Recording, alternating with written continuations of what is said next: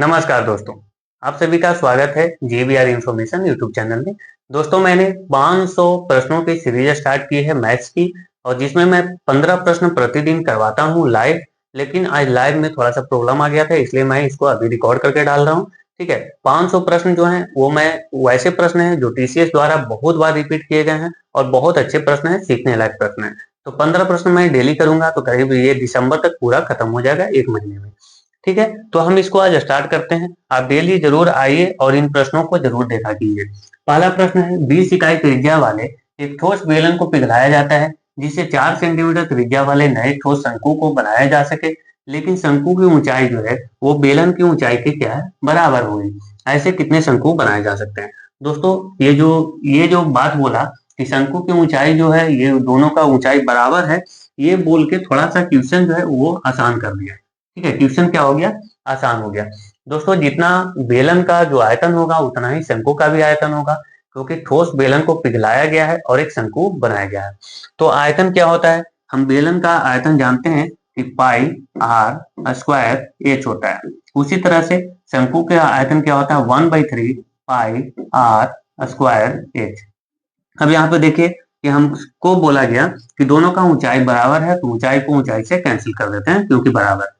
उसी तरह से पाई को पाई से कैंसिल कर देते हैं, ये भी बराबर था। अब हम आगे बढ़ जाते हैं। यहाँ आर स्क्वायर बचा जो कि बेलन का है, मैं यहाँ पे लिख दे रहा हूँ। ठीक है, ये है बेलन और इधर मैं लिख रहा हूँ शंकु का, ये है शंकु का आयतन। ठीक है, तो बेलन का ये क्या है, त्रिज्या 20, तो 20 इंटू 20 में लिख रहा हूँ क्योंकि स्क्वायर इज इक्वल टू होगा 1/3 इंटू ये है शंकु का त्रिज्या। तो शंकु का त्रिज्या देखिए यहाँ पे दिया हुआ है 4, तो 4 इंटू 4 क्योंकि स्क्वायर है। तो यहाँ पे अगर हम कैंसिल करें तो 4 पचे 20 यहाँ पे कैंसिल होगा। ये देखिए 4 पचे 20 और यहाँ पे भी 4 से इसको काटेंगे तो 5। ये देखिए 5 पचे 25 और इंटू क्रॉस मल्टीप्लीकेशन 3 से करेंगे तो 75। 75 इसका सही जवाब होगा। हम आगे बढ़ते हैं अगला प्रश्न पे। ठीक है, एक वृत्त की जीवा बीए और डीसी बाह्य रूप से पी पर मिलते हैं। पीबी की लंबाई 8 सेंटीमीटर, सीडी की लंबाई 6 सेंटीमीटर और पीडी की लंबाई 10 सेंटीमीटर है। तो ये आपको बताना है कि एबी की लंबाई कितनी होगी। दोस्तों ये भी प्रश्न बहुत इंपॉर्टेंट है और ऐसे प्रश्न बहुत ज्यादा पूछे जाते हैं, तो आपको ये प्रश्न जरूर करना चाहिए। ठीक है, ठीक है, मैं इसको देखता हूँ ये कैसे होगा। तो सबसे पहले एक मैं वृत्त को ड्रा कर लेता हूँ। चलिए एक वृत्त को ड्रा कर लेते हैं यहाँ पे। एक मिनट, ये दोबारा मैंने कैसे कर दिया। एक वृत्त को ड्रा कर रहा हूँ, एक मिनट रुकना आप थोड़ा सा, मैं अच्छे से बना दूं ताकि आपको अच्छे से सारी चीजें समझ में आ जाएं। ठीक है, ये मैंने वृत्त बनाया। एक और इसमें मैं लाइन खींच लेता हूँ जो कि स्पर्श रेखा नहीं अंदर में है ना, हाँ, जो कि पी पर मिल रहे हैं। तो पी पर मिल रहे हैं तो एक मैं यहाँ से ऐसे खींच लेता हूँ जो कि वृत्त की क्या है, एक जीवा है। दूसरी जीवा है ये मैं बना ले रहा हूँ। चलिए ये दूसरी जीवा हो गई। ठीक है, इसको मैं फिर से थोड़ा सा इसको मोटा कर देता हूँ जिससे आपको दिखे सारी चीजें प्रॉपर। इसको भी थोड़ा सा मोटा कर लेते हैं, दिखेगी, अब दिख रही है। चलिए अब हम आते हैं प्रश्न पे। ये दोनों पी पर मिल रहा है, इस पॉइंट का नाम क्या है, पी। बीए और डीसी, बीए और डीसी, चलिए ये हो गया बी, ये हो गया ए, ये हो गया डी और ये हो गया सी। हमको क्या दिया हुआ है, थोड़ा सा मैं पेन का कलर चेंज करता हूँ। अब क्या हुआ, P B 8 centimetre, P B यानी कि ये जो पूरी जो लंबाई दी हुई है दोस्तों, ये वाला पीबी की ये 8 सेंटीमीटर दिया हुआ है। सीडी की लंबाई 6 है यानी कि ये वाला सीडी ये है, सीडी की लंबाई दिया हुआ है 6 सेंटीमीटर। ठीक है, पीडी की लंबाई 10 है यानी कि पी से लेकर के डी तक अगर 10 है तो यहाँ तक 6 है, तो ये कितना बचेगा, 4 सेंटीमीटर। इन्हीं को कोई दिक्कत है तो आप मुझे बता सकते हैं। ठीक है, आप मुझे कमेंट में कमेंट कर दीजिएगा ना समझ में आया तो। ए बी की लंबाई मुझे बताना है यानी कि इसकी लंबाई बतानी है। तो देखिए मैं यहाँ उस साइड लिखूं, हाँ उस साइड लिखते हैं।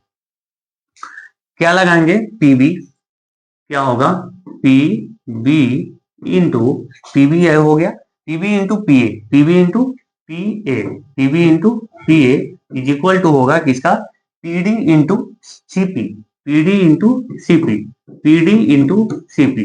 किसी को कोई दिक्कत, बस यही चीज आपको याद रखना होता है। अब इस पे आप बैठा दीजिए और ये सॉल्व हो जाएगा। तो पीबी की लंबाई कितनी है, पीबी की लंबाई है 8 इंटू पीए की लंबाई कितनी है, पीए की लंबाई नहीं मुझे पता, तो इसको मैं मान लेता हूं कितना, x। चलिए इसको मैंने माना x is equal to PD, PD कितना है, पीडी टोटल जो है वो 10 है, पीडी कितना है टोटल 10 इंटू सीपी, सीपी कितना है, सीपी यहां से देखा मैंने 4, सीपी 4 है, तो ये 4 से देखिए 2 बार में ये कैंसिल आउट हो रहा है, और ये 2 से 5 बार में ये कैंसिल हो जाएगा। तो x का वैल्यू दोस्तों यहाँ पे कितना आया, 5। x मैंने किसको माना है, x माना है एपी को, एपी को माना है x, तो एपी का वैल्यू आ गया 5।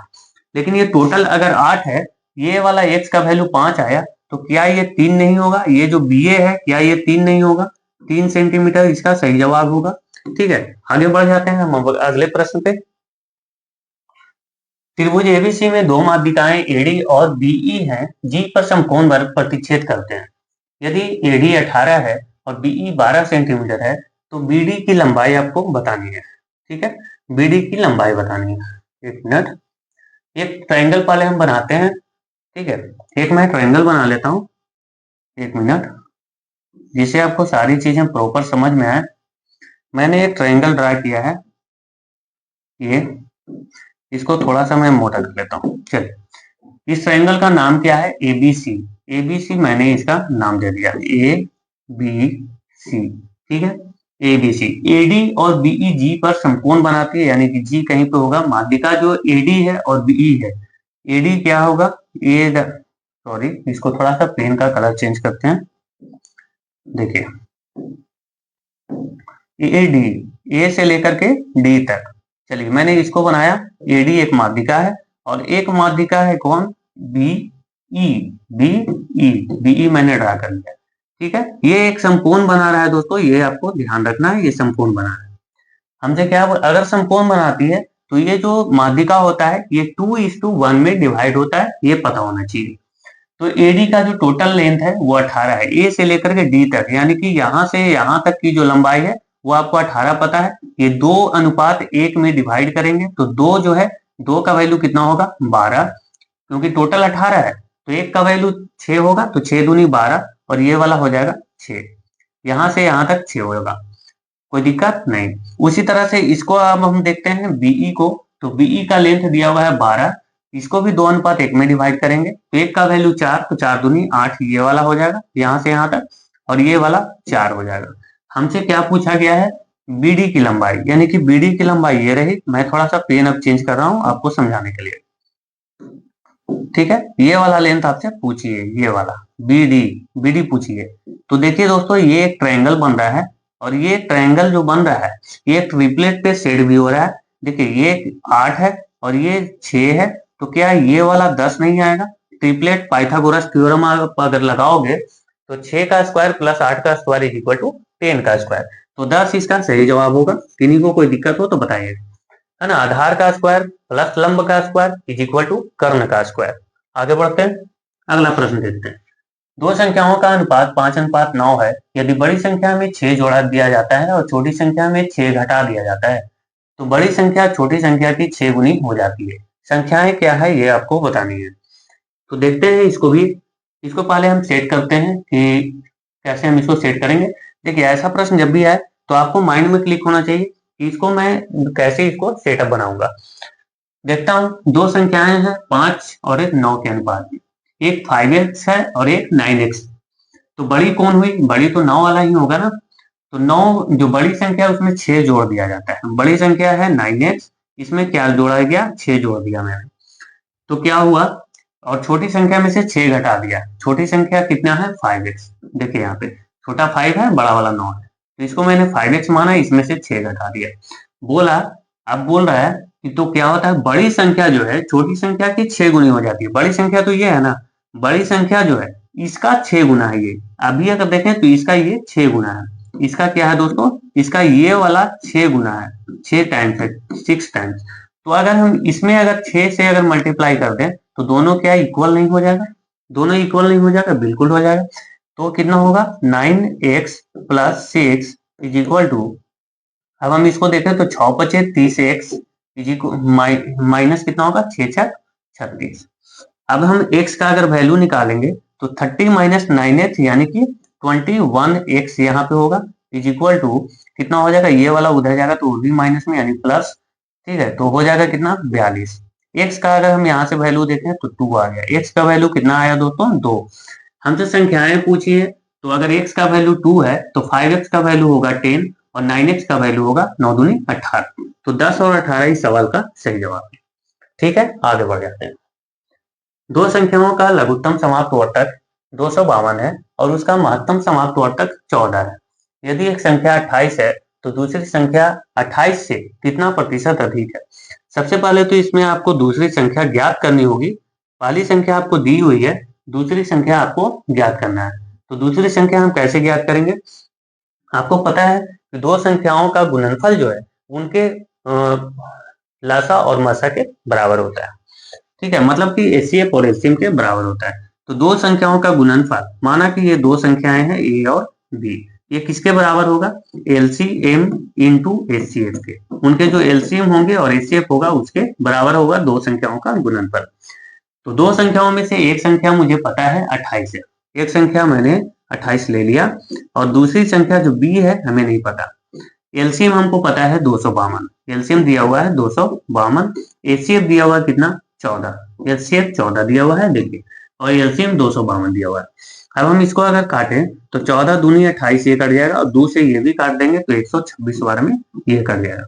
यानी कि जो दूसरी संख्या है दोस्तों ये है 126। दूसरी संख्या मुझे पता चल गई ये 126 है, लेकिन हमसे दूसरी संख्या नहीं पूछी है। हमसे पूछा है कि ये 28 जो पहली संख्या है इससे ये कितना प्रतिशत अधिक है। तो सबसे पहले हम देखेंगे कि 28 से कितना अधिक है 126, तो 98 अधिक है। 126 में से 28 घटाएंगे तो 98।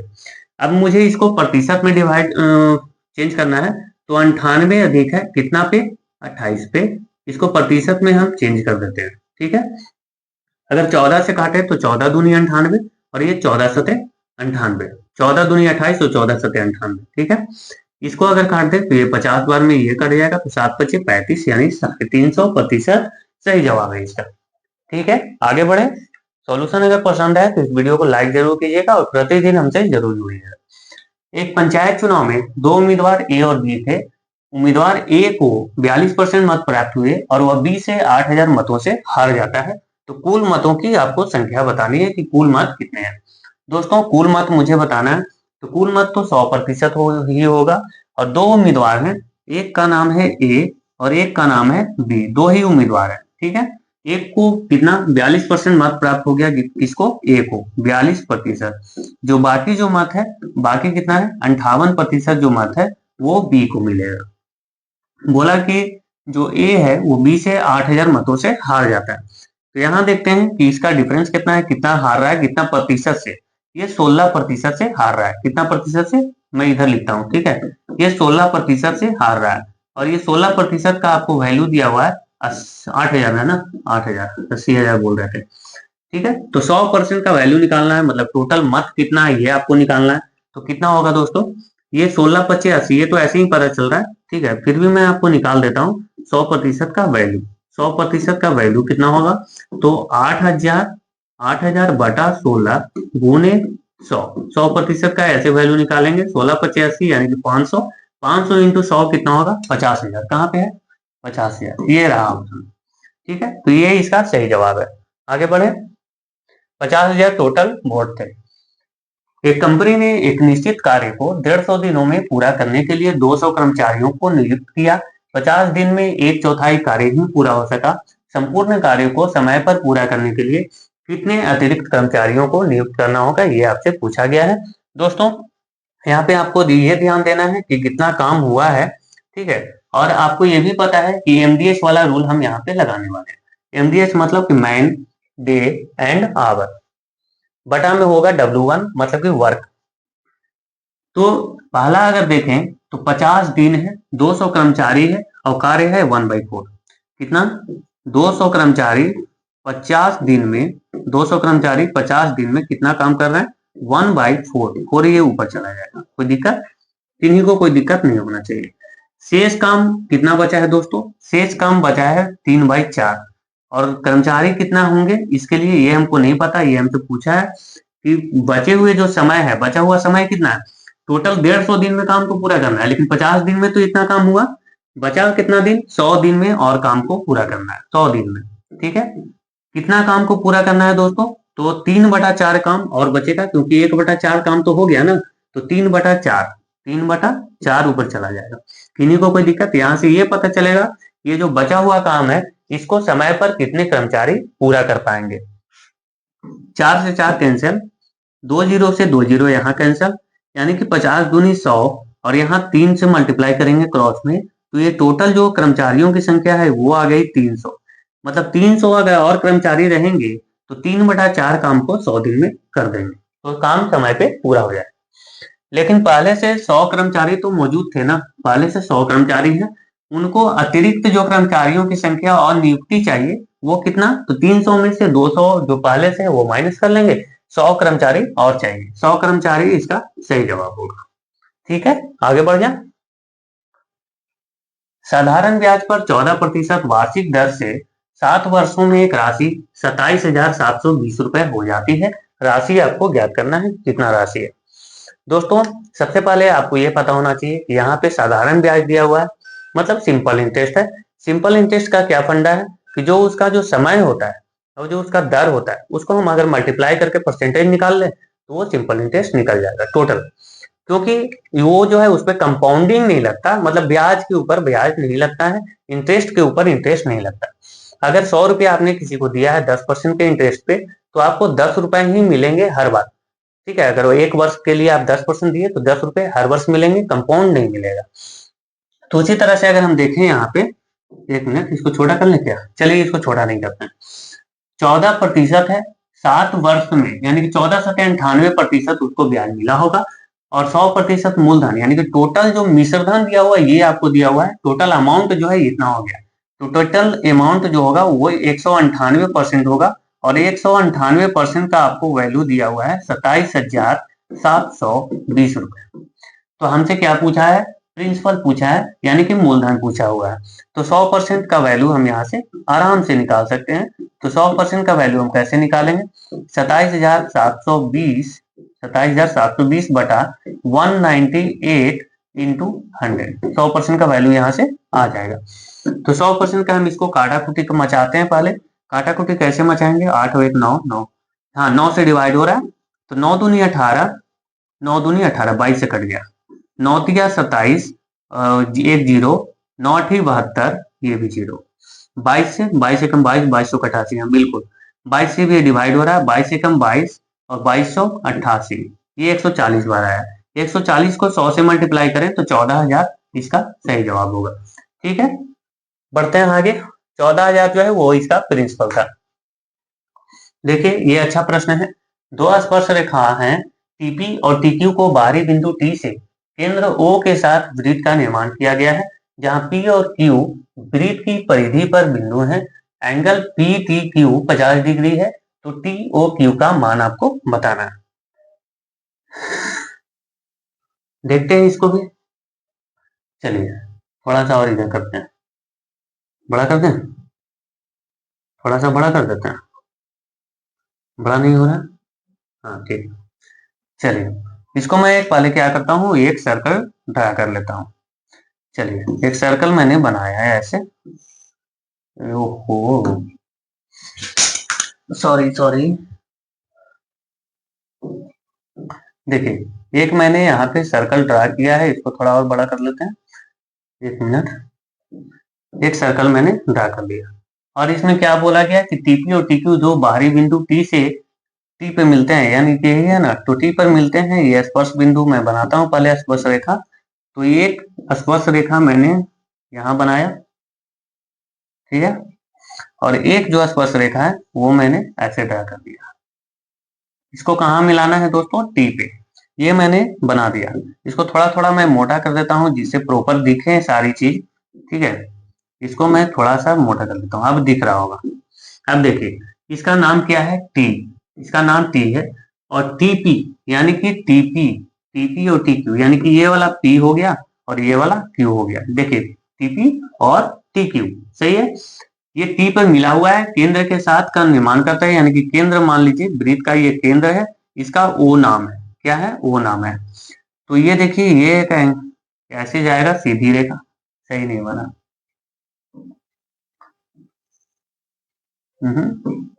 सही नहीं बन रहा। यहाँ पे सेंटर सही से नहीं लिया मैंने शायद। चलिए, आप समझ जाना ऐसे। ये देखिए दोस्तों, जो केंद्र से जो स्पर्श रेखा है वो 90 डिग्री का एंगल बनाता है, ये आपको पता होना चाहिए। ये 90 डिग्री है। कितना है? 90 डिग्री। मैं ऐसे छोटा छोटा लिख रहा हूँ, आप समझना थोड़ा। 90 डिग्री। दोस्तों दिया हुआ है पी टी क्यू 50 है। पी टी क्यू 50 है। ये वाला जो टोटल जो एंगल दिया हुआ है, इसका वैल्यू आपको 50 डिग्री दिया हुआ है, टोटल का है। ठीक है, तो आपको पता है यहाँ पे देखिए, अगर हम ध्यान से देखें तो पी ओ क्यू और T, PO Q T, angle P, angle O, angle Q और एंगल टी एक क्वाड्रिलेटरल बना रहे हैं, एक चतुर्भुज बना रहे हैं। और चतुर्भुज में सभी कोणों का योग 360 डिग्री होता है। अगर हम यहाँ पे ध्यान से देखें तो 90 और 90 180 और 50 210 230 230, तो ये वाला टोटल जो एंगल है ये कितना हो जाएगा? 230। 360 में से 230 अगर घटा दें तो कितना बच जाएगा? 130 जो है वो टोटल है, टोटल 130। लेकिन हमसे क्या पूछा है? टी ओ क्यू यानी कि ये वाला एंगल से पूछा है, तो ये आधा हो जाएगा। 130 का आधा कितना होगा? 65 इसका सही जवाब होगा, क्योंकि टोटल जो है वो 130 है, तो इसका हाफ हमसे पूछा है। 65 डिग्री इसका सही जवाब है। ठीक है, आगे बढ़ जाते हैं। एक खुदरा व्यापारी कमीजों पर छूट योजना प्रदान करता है, अर्थात 3 खरीदें 2 मुफ्त प्राप्त करें, छूट प्रतिशत आपको बतानी है। तो ये भी बहुत इजी प्रश्न है। आपको क्या बोला गया है कि 3 खरीदेगा 2 मुफ्त देगा। 3 खरीदेगा तो कितना मिलेगा? 2 मुफ्त मिलेगा। यानी कि टोटल जो है 5 कमीज अगर आपको मिलेगा, उसमें से कितना? 2 आपको मुफ्त मिलेगा। ये है छूट, 5 पे 2 छूट है। 5 पे कितना है? 2 छूट है। तो ये देखिए 2/5% आप निकालोगे तो 1/5 का जो फ्रैक्शन वैल्यू होता है वो होता है 20%। तो 2/5 का फ्रैक्शन वैल्यू होगा 40%, इसका सही जवाब होगा। आप चाहें तो इसको आप परसेंटेज से भी निकाल सकते हैं। 100 ऐसे कर लेंगे तो ये 20 बार में कट जाएगा और 20 दूनी 40% इसका सही जवाब होगा। आगे बढ़ जाते हैं। ये प्रश्न था। एक समलंब आकार वाले क्षेत्र का क्षेत्रफल 480 मीटर स्क्वायर है। ये मीटर स्क्वायर लिखा हुआ है, ये यहाँ पे गलत है, 2 नहीं होगा, ये मीटर स्क्वायर है। यहाँ भी कर देते हैं, ये मीटर स्क्वायर है। ऊंचाई 15 मीटर है एवं इसकी एक समांतर भुजा 20 मीटर है। दूसरी समांतर भुजा आपको ज्ञात करना है। दोस्तों समलंब चतुर्भुज यहाँ पे बन रहा है, तो सबसे पहले हम एक समलंब चतुर्भुज एक ड्रा कर देते हैं आपके लिए। ठीक है, सीधा नहीं बनाइए, वैसे थोड़ा ज्यादा टाइम लगता है, इसलिए मैं यहाँ पे सीधा सीधा ऐसे आपको बना के समझाता हूँ। ये इसका क्या होगा? एच, यानी कि ऊंचाई ये है, और ऊंचाई आपको दिया हुआ है 15 मीटर है। हाँ 15 मीटर, 15 मीटर ऊंचाई दी हुई है। दोस्तों समलंब चतुर्भुज का जो क्षेत्रफल होता है वो होता है 1/2 समांतर भुजाओं का योग। ये देखिए ये समांतर भुजा है, मैं इसका नाम दे देता हूँ। ठीक है, ए बी और जो सी डी है वो एक समांतर भुजा है। तो समांतर भुजाओं का योग मैं यहाँ पे लिखता हूँ। एरिया बराबर क्या होता है? समांतर समलंब चतुर्भुज का क्षेत्रफल बराबर क्या होता है? 1/2 इंटू समांतर भुजाओं का योग, यानी कि ए प्लस बी मैं मान लेता हूँ, इंटू एच यानी कि ऊंचाई। ठीक है, तो एरिया आपको पता है 480, एरिया आपको दिया हुआ है 480, बराबर होगा 1/2 ए तो मुझे पता है, एक भुजा पता है ना, एक भुजा 20 दी हुई है, तो 20 प्लस बी को नहीं पता है तो बी को एक्स भी आप मान सकते हैं। चलिए मैं इसको बी को एक्स मान लेता हूँ। और ऊंचाई मुझे 15 दी हुई है, ऊंचाई 15 दी हुई है। अब इसको थोड़ा काटा कुटी मचा देते हैं यहीं पे। 15 से कट जाएगा बिल्कुल। 15 तिया 45 और 15 दूनी 30, यानी 32 बार में ये कट गया। कितना बार में? 32 बार में। इसको क्रॉस मल्टीप्लीकेशन कर दें तो ये हो जाएगा 64। यहाँ तक दिख रहा है? ये हो जाएगा कितना? 64। कितना होगा दोस्तों? 64। और इधर क्या हो जाएगा? 20 प्लस एक्स, 20 प्लस एक्स, और एक्स का वैल्यू हम निकालेंगे तो ये 20 माइनस हो जाएगा 64 में से, तो 44 इसका सही जवाब होगा। यानी कि ये वाला जो भुजा होगा ये 44 जो है, और ये वाला भुजा आपको पता था 20। ठीक है, आगे बढ़ता है, आगे बढ़ते हैं। अब हम ये थोड़ा अच्छा प्रश्न है, ये बहुत अच्छा प्रश्न है। इसको आप थोड़ा एक बार खुद से आप वीडियो को पॉज करके आप इसको बनाने की कोशिश करना। मैं इसको और छोटा कर रहा हूँ क्योंकि इसमें थोड़ा मुझे स्पेस चाहिए होगी। ठीक है, दिख रहा है आपको? बिल्कुल दिख रहा होगा।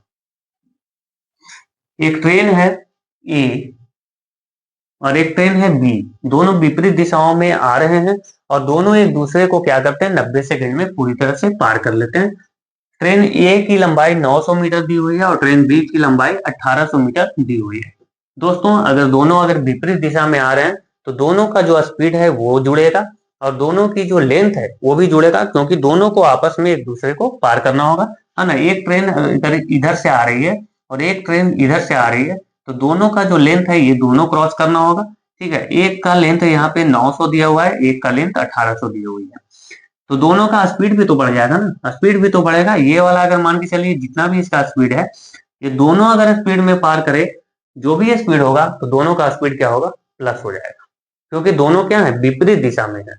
अगर एक दिशा में जा रहे होते, दोनों एक दिशा में जा रहा होता तो उसका स्पीड माइनस होता।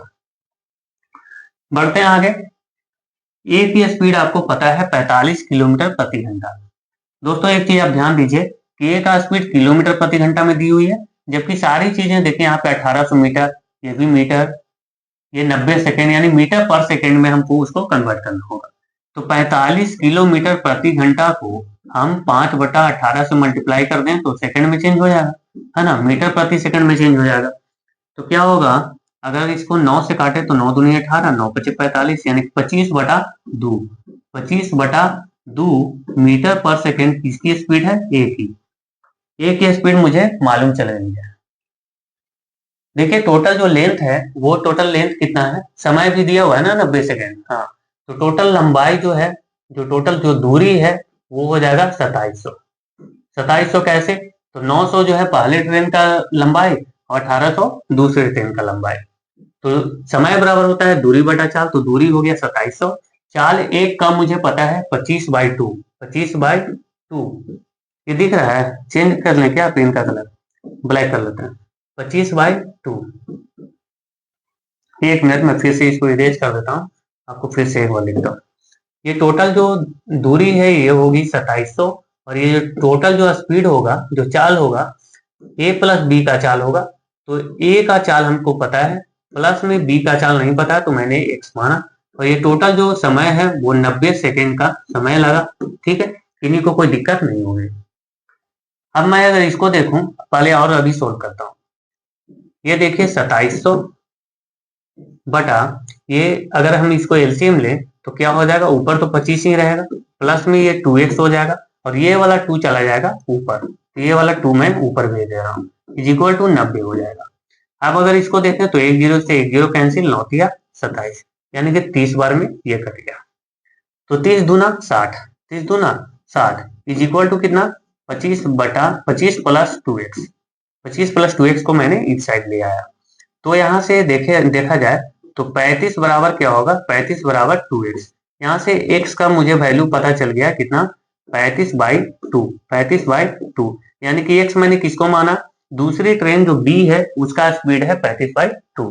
कोई दिक्कत यहाँ तक, किन्हीं को कोई दिक्कत नहीं।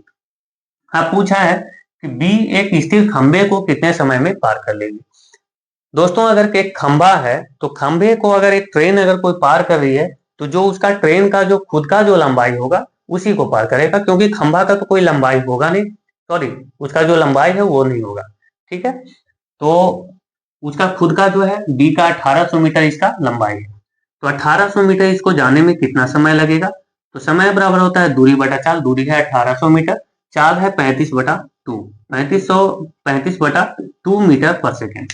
इसको हम काट के देखते हैं, काटाकुटी मचाते हैं, तो 7 पचे 35, 5 से इसको काटे तो 36 पचे 180 यानी 360, तो 360 दूनी होगा 720/7, या मैं यहाँ पे लिख दे रहा हूँ इसको 720/7 मीटर पर सेकेंड। ठीक है, कहाँ पे है ऑप्शन, ये सी ऑप्शन इसका सही जवाब है। आगे बढ़ जाते हैं, समझ में आया होगा सबको। अगर सॉल्यूशन अच्छा लगा हो तो वीडियो को एक बार लाइक जरूर कीजिएगा। मनीष एक वस्तु को 20,000 रुपए में बेचता है, यदि उसने विक्रय मूल्य पर 12% की छूट दी होती, विक्रय मूल्य क्या है 2,000 रुपए, विक्रय मूल्य कितना है दोस्तों 20,000, सॉरी 20,000 रुपए विक्रय मूल्य है, बोला इस पे अगर 12% की छूट दी होती, मैंने 12% घटा दिया तो 20,000 का 12% क्या होगा, 12 दूनी 24, 2400 रुपए। 2400 रुपए मैंने इसमें से माइनस कर दिए, यानी कि जो बोला कि अगर 2400 रुपए इसमें से ये कम कर दिया होता, अब कितना बचेगा, 17,600। अगर ये इतना पे अगर बेचा होता तो उसको क्या होता, 10% का लाभ होता। तो वस्तु का क्रय मूल्य आपको बताना है, वस्तु का क्या बताना है, क्रय मूल्य। ये 10, अगर ये इतना पे बेचता तो क्या होता, 10% का लाभ होता। तो इसको मैंने यहाँ पे लिख दिया, ये है विक्रय मूल्य और 10% लाभ हो रहा है, यानी कि 110। एक जीरो से एक जीरो, 11 एक कम 11 और 11 से 66, एक जीरो, 160 से कटा, 160 इंटू 100 कितना होगा, 16,000। 16,000 इस सवाल का सही जवाब है। समझ में आ गया होगा सबको, मुझे लगता है ऐसा। आगे बढ़ते हैं। 504 रुपए प्रति किलोग्राम और 540 रुपए प्रति किलोग्राम मूल्य वाले चावल को तीसरी किस्म के साथ 1:2 के अनुपात में मिला दिया जाता है। यदि मिश्रण का मूल्य 612 रुपए प्रति किलोग्राम है, तब तीसरी किस्म का मूल्य जो है वो आपको पता करना है। तीसरी किस्म का मूल्य आपको पता करना है, ठीक है। देखिए, तीसरी किस्म का मूल्य हम निकालते हैं, दिख रहा है, क्लियर।